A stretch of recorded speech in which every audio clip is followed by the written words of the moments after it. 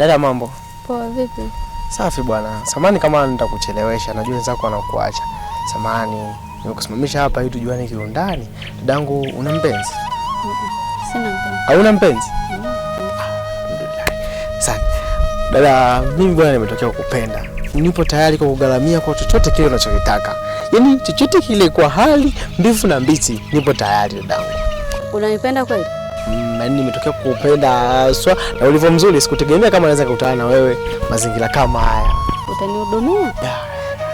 Sasa mimi hapa nilipo nimeishiwa mafuta, chakula ndani sina, hela ya kodi nadaiwa, alafu si unaona nywele zimepauka, nataka nikabadilishe nywele.